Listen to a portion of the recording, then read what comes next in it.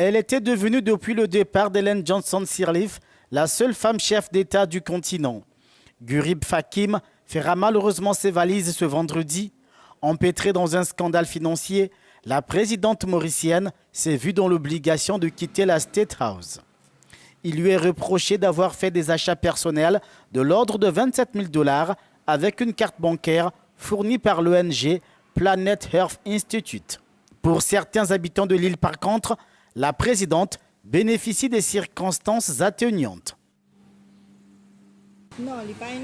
Ce n'est pas une erreur grave, on lui a donné la carte pour l'utiliser et non pour la conserver. Alors elle a utilisé, elle aurait pu venir s'expliquer, mais je ne crois pas que c'était une raison pour qu'elle démissionne.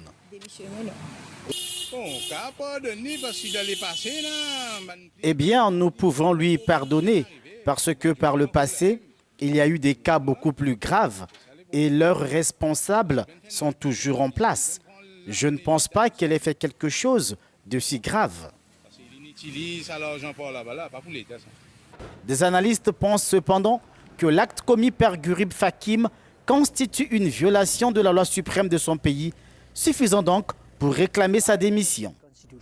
Elle a violé la Constitution, il n'y a aucun doute à ce sujet, et en tant que telle, elle devrait démissionner, sinon elle aurait dû être limogée. Mais même avant cela, il y avait une accusation d'inconduite grossière contre elle.